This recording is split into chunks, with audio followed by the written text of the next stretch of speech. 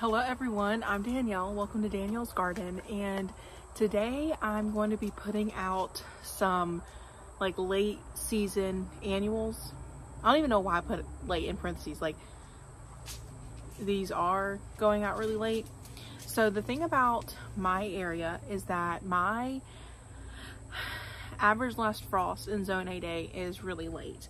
I have my iPad here so I can look up like the real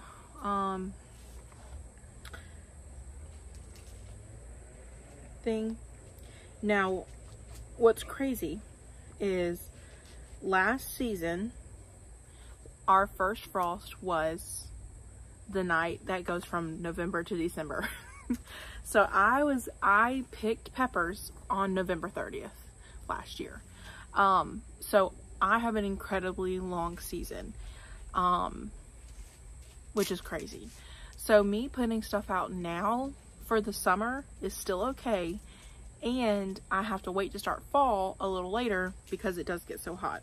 I've looked it up, and our average first frost is November 7th. We have a growing season of 224 days on average.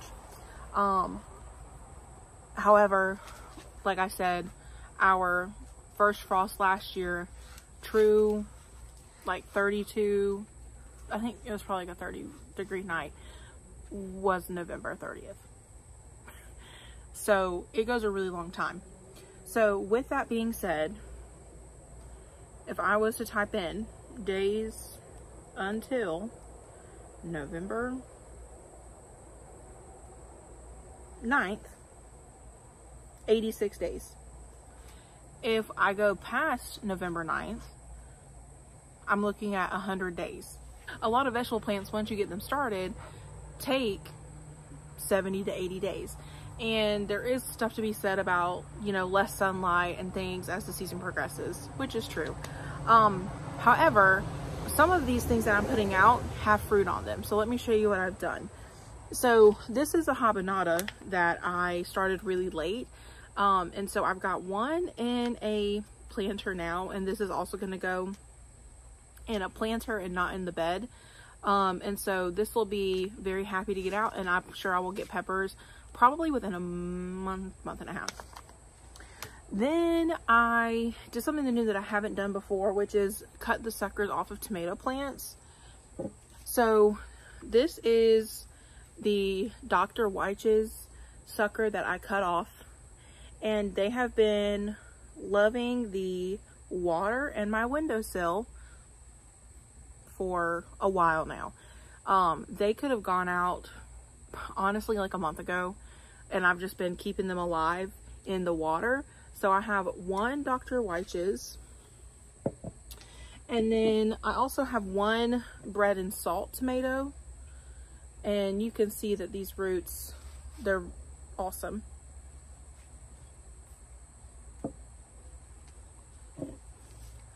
I then have two tomatoes that I'm not sure what they are. So like when I was snipping them, I did not remember. So these are just two others. They are slicers. It's just I can't remember what they are.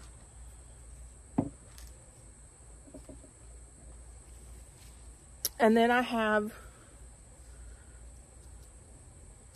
some beefsteak tomatoes, and you can see that I need to fill up this with water or whatever. But these are putting on fruit, sitting on the windowsill. So these really need to get out. I don't know that I'm going to put all of these out necessarily, but something needs to happen. So I need to find spots for these. Part of my thinking is that I might take out some of the paste tomatoes that don't look like they're going to give me anything, or squeeze these in where the beans are. I'm not totally sure. They do need some sort of trellis, so I think I might put them near the cattle panel. I don't know if tomatoes and cucumbers work well together. I need to find that out. But overall, I have probably 5 tomato plants that I'm going to get in the ground. And then I have the habanada that I'm going to get into a container. And these will give me tomatoes by the end of the season because I have over 80 days left.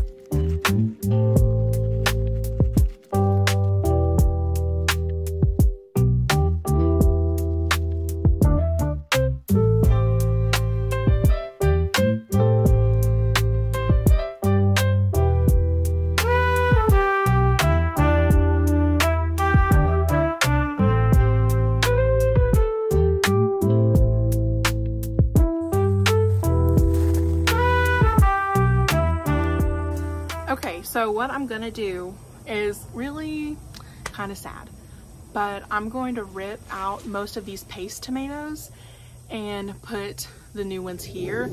They're not flowering, so I'm gonna leave the one that's flowering and then tear out everything else.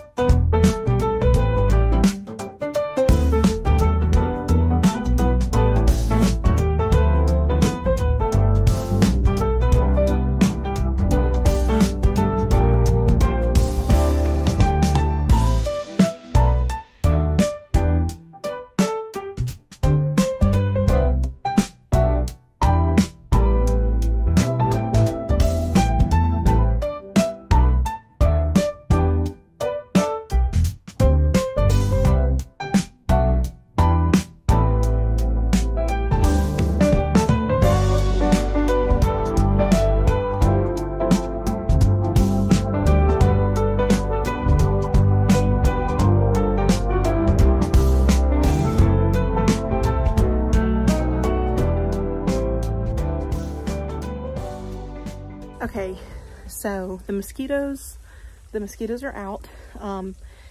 I did a couple tomatoes right here. It's nothing cute, but I mean, it doesn't need to be. So I literally just dug them right in here. The issue I'm running in is there's a ton of roots in this bed, like an abnormal amount of roots, like completely like almost matted, like really, really bad. And it's really difficult to dig. So I'm wondering if that's part of the reason why some of these tomatoes just never did well in the first place, is because the root in here is insane. So I only did 3 tomatoes in that bed because the roots and the soil was really compacted. And so I put the other ones here around the beans and the cucumbers. So there's one here, and then there's one on the edge, and then there's one on the inside. So this is my little sunflower. It's supposed to be much taller than this, but it's still cute. This is one of the tomatoes. There's one here on the edge, and then one back here. Now, again, I don't know how these are gonna do, but better than them sitting inside of my house. Also, that's good enough to pick. Nice. Also, some of my sour gherkins have come in, and then look at my purple beans. I need to pick these as well.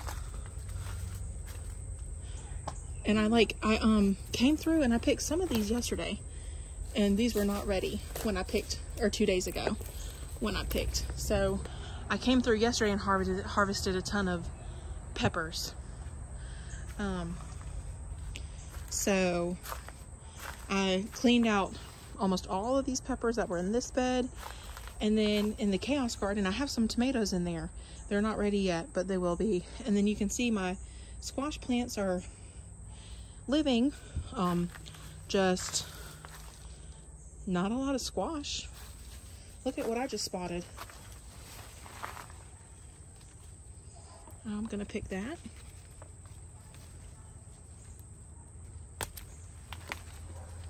That's a nice pepper right there. And there's another one, but I'll come back for that one. But yeah, see, I have paste tomatoes in the chaos bed right here.